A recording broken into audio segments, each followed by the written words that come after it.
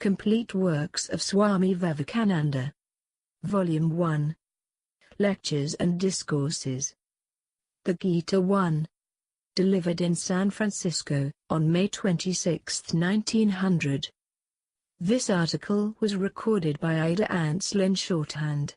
As, however, Swamiji's speed was too great for her in her early days, dots are put in the articles to indicate the omissions, while the words within square brackets are added by way of linking up the disconnected parts. To understand the Gita requires its historical background. The Gita is a commentary on the Upanishads. The Upanishads are the Bible of India. They occupy the same place as the New Testament does.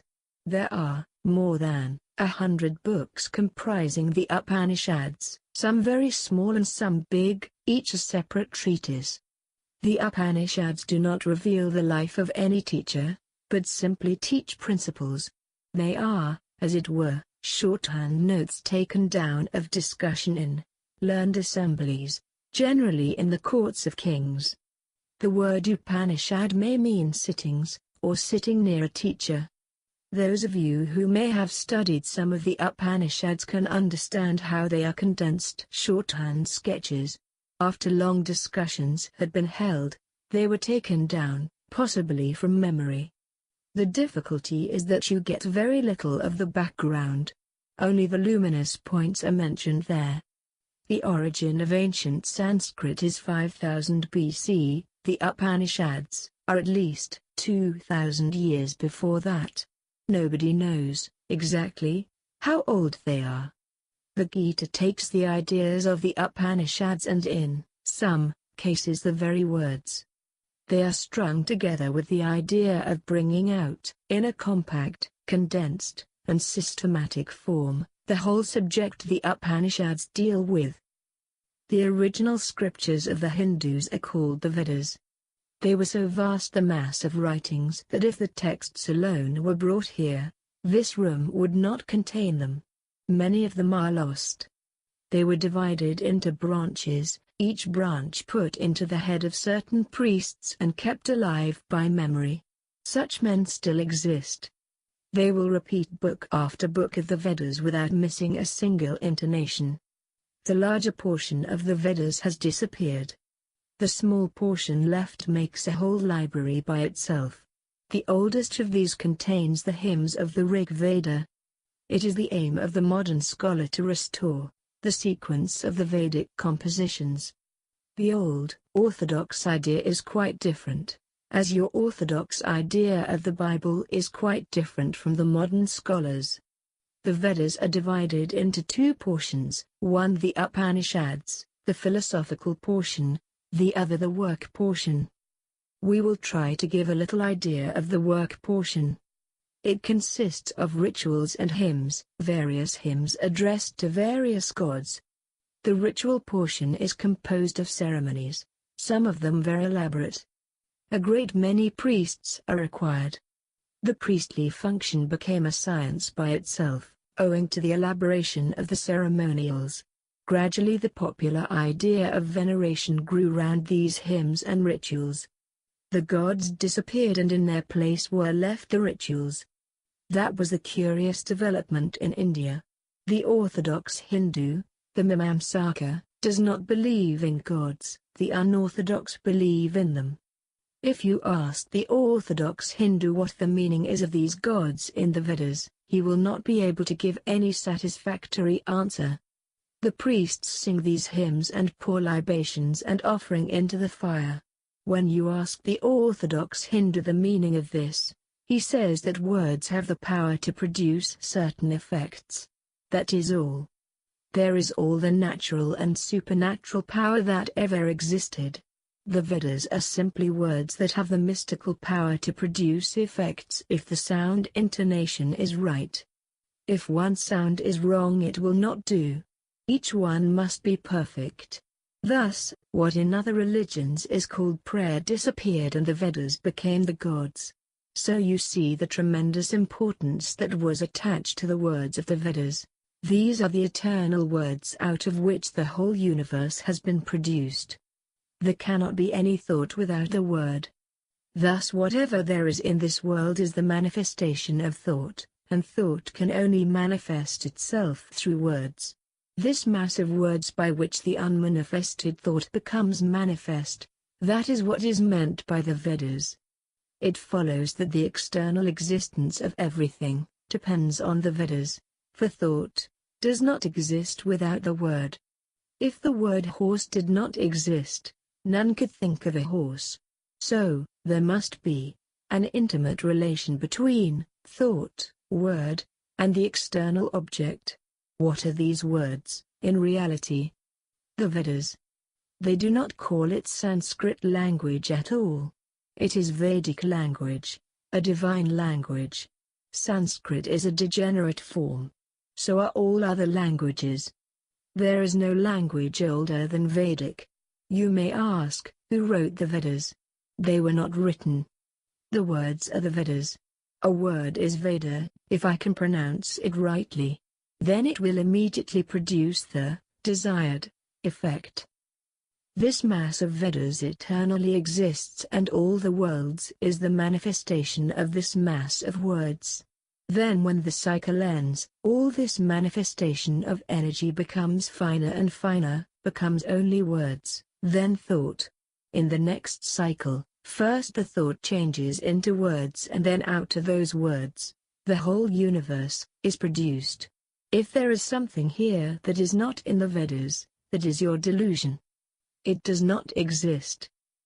Numerous books upon that subject alone defend the Vedas. If you tell their authors that the Vedas must have been pronounced by men first, they will simply laugh. You never heard of any man uttering them for the first time. Take Buddha's words. There is a tradition that he lived and spoke these words many times before. If the Christian stands up and says, "My religion is a historical religion and therefore, yours is wrong and ours is true," the Mimamsaka replies, "Yours being historical, you confess that a man invented it 1900 years ago. That which is true must be infinite and eternal. That is the one test of truth. It never decays, it is always the same. You confess your religion was created by such and such a man. The Vedas were not. By no prophets or anything, only infinite words, infinite by their very nature, from which the whole universe comes and goes. In the abstract it is perfectly correct, the sound must be the beginning of creation. There must be germ sounds like germplasm. There cannot be any ideas without the words. Wherever there are sensations, ideas, emotions, there must be words. The difficulty is when they say that these 4 books are the Vedas and nothing else. Then, the Buddhist will stand up and say, "Ours are Vedas. They were revealed to us later on." That cannot be. Nature does not go on in that way. Nature does not manifest her laws bit by bit, an inch of gravitation today and another inch tomorrow. No, every law is complete. There is no evolution in law at all. It is given once and forever. It is all nonsense, this new religion and better inspiration, and all that. It means nothing. There may be 100,000 laws and man may know only a few today. We discover them, that is all.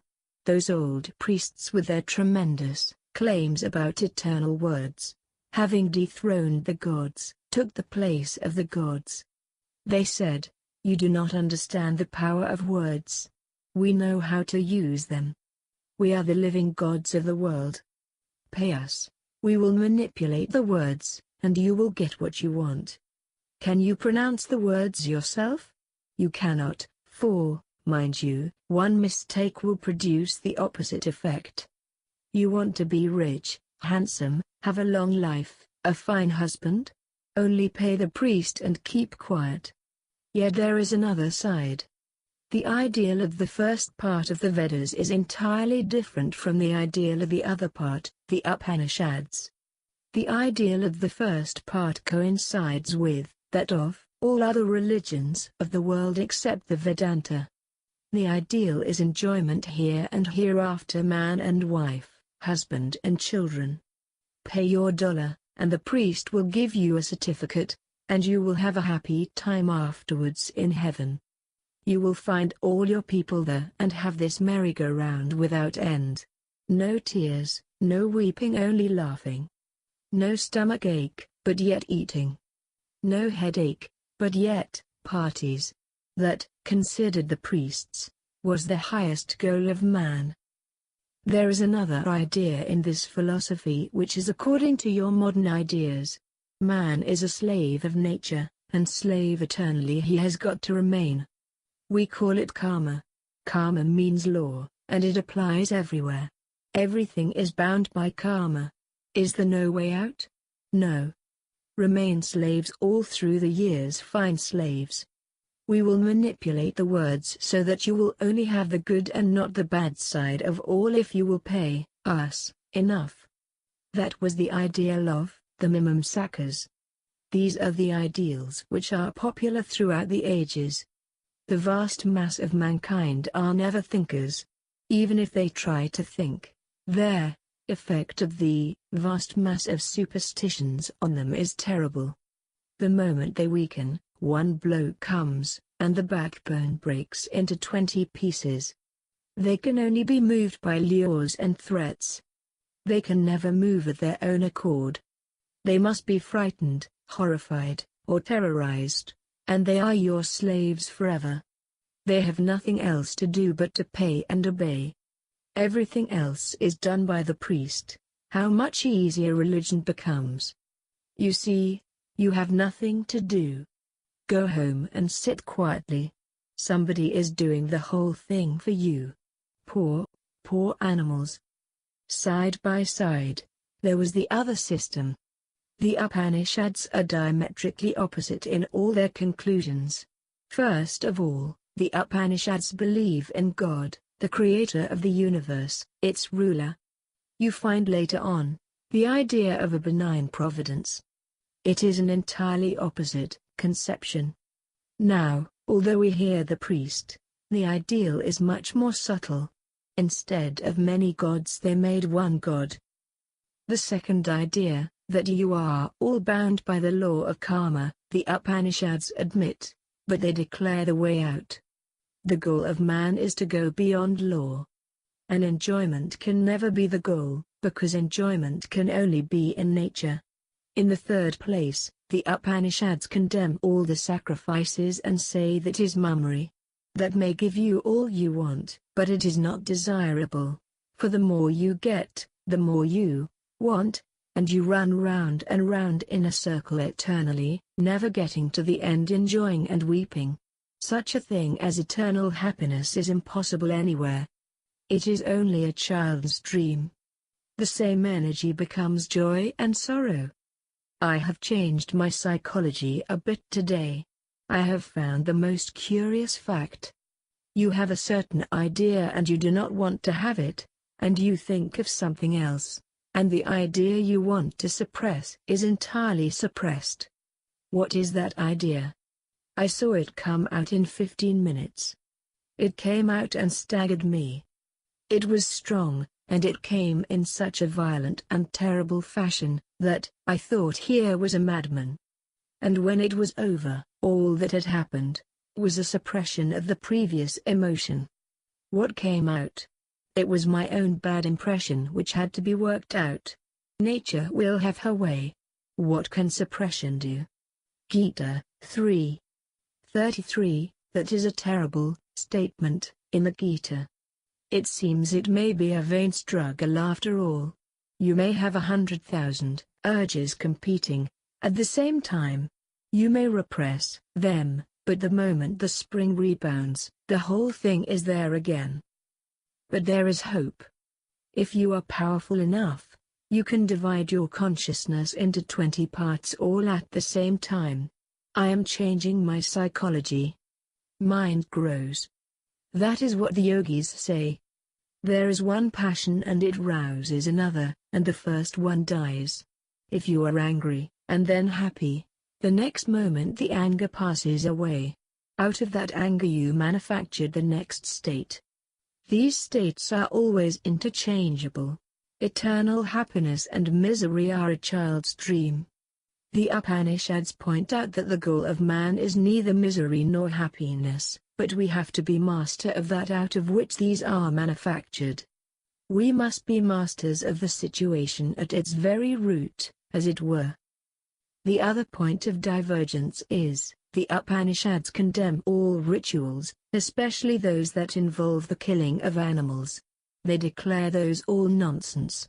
One school of old philosophers says that you must kill such an animal at a certain time if the effect is to be produced. You may reply, but there is also the sin of taking the life of the animal. You will have to suffer for that. They say that is all nonsense. How do you know what is right and what is wrong? Your mind says so. Who cares what your mind says? What nonsense are you talking? You are setting your mind against the scriptures. If your mind says something and the Vedas say something else, stop your mind and believe in the Vedas. If they say, killing a man is right, that is right. If you say, no, my conscience says, otherwise, it won't do. The moment you believe in any book as the eternal word, as sacred, no more can you question. I do not see how you people here believe in the Bible whenever you say about it, how wonderful those words are, how right and how good. Because, if you believe in the Bible as the Word of God, you have no right to judge at all. The moment you judge, you think you are higher than the Bible. Then, what is the use of the Bible to you? The priests say, we refuse to make the comparison with your Bible or anybody's. It is no use comparing, because what is the authority? There it ends. If you think something is not right, go and get it right according to the Vedas. The Upanishads believe in that, but they have a higher standard too. On the one hand, they do not want to overthrow the Vedas, and on the other they see these animal sacrifices and the priests stealing everybody's money. But in the psychology they are all alike. All the differences have been in the philosophy, regarding the nature of the soul. Has it a body and a mind? And is the mind only a bundle of nerves, the motor nerves and the sensory nerves? Psychology, they all take for granted, is a perfect science. There cannot be any difference there. All the fight has been regarding philosophy, the nature of the soul, and God, and all that. Then another great difference between the priests and the Upanishads. The Upanishads say, renounce. That is the test of everything. Renounce everything. It is the creative faculty that brings us into all this entanglement. The mind is in its own nature when it is calm. The moment you can calm it, that very moment you will know the truth. What is it that is whirling the mind? Imagination, creative activity. Stop creation and you know the truth. All power of creation must stop, and then you know the truth at once. On the other hand, the priests are all for creation. Imagine a species of life, in which there is no creative activity. It is unthinkable. The people had to have a plan of evolving a stable society. A system of rigid selection was adopted. For instance, no people who are blind and halt can be married. As a result, you will find so much less deformity in India than in any other country in the world. Epileptics and insane people are very rare there. That is owing to direct selection. The priests say, let them become sannyasins. On the other hand, the Upanishads say, oh no, there, earth's best and finest, and freshest flowers should be laid upon the altar. The strong, the young, with sound intellect and sound body, they must struggle for the truth. So with all these divergences of opinion, I have told you that the priests already differentiated themselves into a separate caste. The second is the caste of the kings. All the Upanishadic philosophy is from the brains of kings, not priests. There runs an economic struggle through every religious struggle. This animal called man has some religious influence, but he is guided by economy. Individuals are guided by something else, but the mass of mankind never made a move unless economy was involved. You may preach a religion that may not be perfect in every detail, but if there is an economic background to it, and you have the most ardent champions to preach it, you can convince a whole country. Whenever any religion succeeds, it must have economic value. Thousands of similar sects will be struggling for power, but only those who meet the real economic problem will have it. Man is guided by the stomach. He walks and the stomach goes first and the head afterwards. Have you not seen that? It will take ages for the head to go first.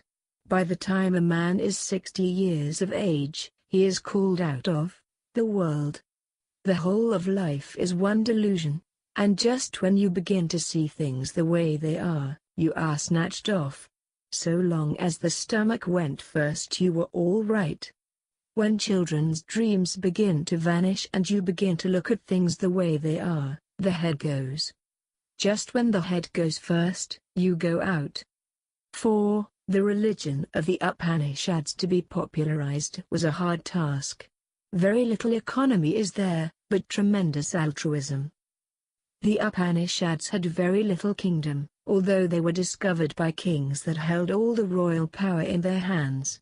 So the struggle began to be fiercer. Its culminating point came 2,000 years after, in Buddhism. The seed of Buddhism is here, in the ordinary struggle between the king and the priest, and, in the struggle, all religion declined. One wanted to sacrifice religion, the other wanted to cling to the sacrifices, to Vedic gods, etc. Buddhism broke the chains of the masses. All castes and creeds alike became equal in a minute. So the great religious ideas in India exist, but have yet to be preached, otherwise they do no good. In every country it is the priest who is conservative, for two reasons: because it is his bread and because he can only move with the people. All priests are not strong. If the people say, preach 2,000 gods, the priests will do it. They are the servants of the congregation who pay them. God does not pay them. So blame yourselves before blaming the priests. You can only get the government and the religion and the priesthood you deserve, and no better. So the great struggle began in India, and it comes to one of its culminating points in the Gita. When it was causing fear that all India was going to be broken up between their two groups, there rose this man Krishna, and in the Gita he tries to reconcile the ceremony and the philosophy of the priests and the people. Krishna is loved and worshipped in the same way as you do Christ. The difference is only in the age. The Hindus keep the birthday of Krishna as you do Christ's. Krishna lived 5,000 years ago and his life is full of miracles, some of them very similar to those in the life of Christ. The child was born in prison. The father took him away and put him with the shepherds. All children born in that year were ordered to be killed. He was killed, that was his fate. Krishna was a married man. There are thousands of books about him. They do not interest me much. The Hindus are great in telling stories, you see. If the Christian missionaries tell one story from their Bible, the Hindus will produce 20 stories. You say the whale swallowed Jonah, the Hindus say someone swallowed an elephant. Since I was a child I have heard about Krishna's life. I take it for granted there must have been a man called Krishna, and his Gita shows he has left a wonderful book. I told you, you can understand the character of a man by analyzing the fables about him. The fables have the nature of decorations.